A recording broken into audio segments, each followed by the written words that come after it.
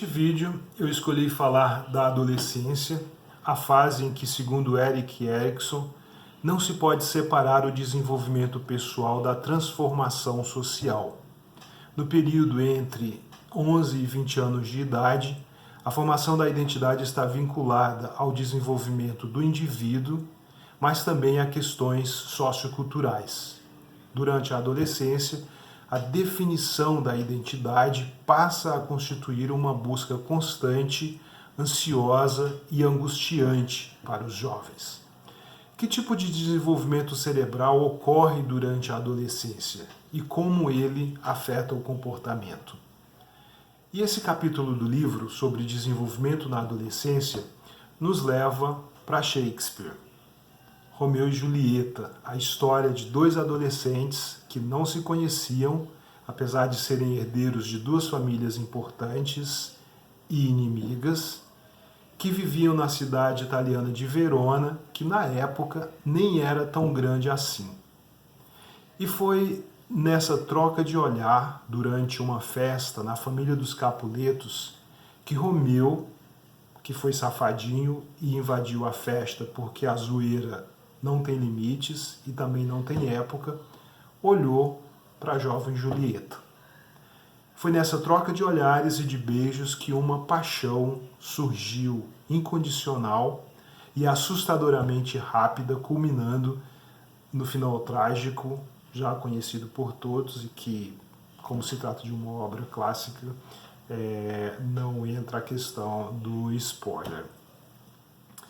Com a característica das obras que se tornam clássicas, a história de Romeu e Julieta, escrita no final do século XVI por William Shakespeare, é tão atual e poderia muito bem ter acontecido ontem numa cidade satélite qualquer daqui de Brasília. Mas qual seria o perfil desses jovens, qual seria o perfil da Julieta do século XXI? E eu vou escolher a Julieta porque na história, embora ela seja 3 anos mais jovem do que o Romeu, ela demonstra uma maturidade superior.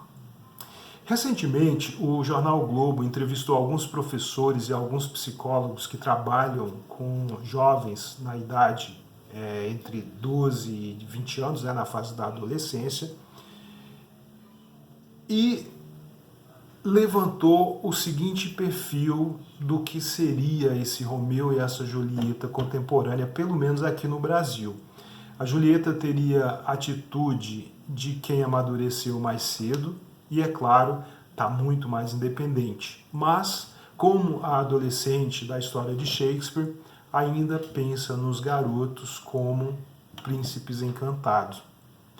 A psicóloga e neurobióloga Marta Helvas, que trabalha com adolescente, diz que o mesmo espírito contestador do Romeu e da Julieta original pode ser observado nas escolas e nos ambientes dominados pelos adolescentes. Esse comportamento da juventude de não receber passivamente qualquer orientação, segundo a psicóloga, tem a ver com o modo como a informação chega ao cérebro durante essa fase do desenvolvimento. Esse cérebro moderno está hiperconectado. Por isso, eles querem contextualizar tudo. Por quê? Para quê?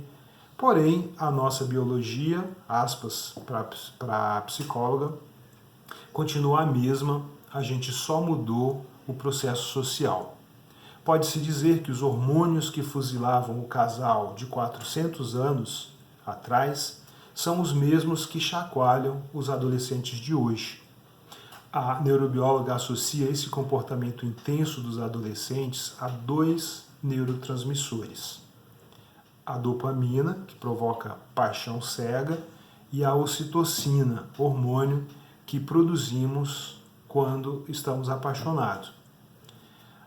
Marta Helvas ressalta que esses neurotransmissores deveriam ser filtrados numa área cerebral que nos torna mais racionais, que é o córtex pré-frontal. O problema é que aos 13 anos de idade essa região está em franca evolução. Há estudos que apontam que somente por volta dos 30 anos ele se conecta com o processo de aprendizagem cognitiva.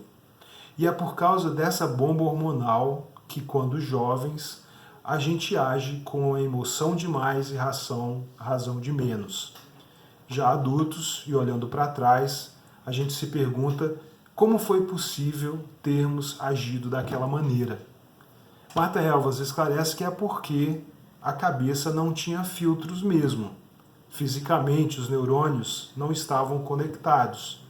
E sem uma base psíquica e social, sem orientação dos pais e da sociedade, somos meramente matéria biológica com um cérebro que quer recompensa o tempo todo.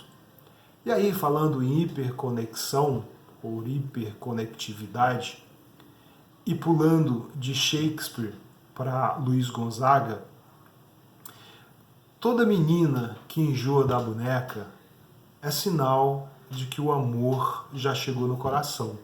Só vive suspirando, sonhando acordada.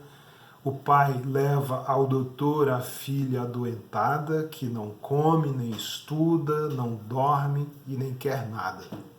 Mas o doutor nem examina. Chama o pai de lado e lhe diz logo em surdina que o mal é da idade e que para tal menina não há um só remédio em toda a medicina.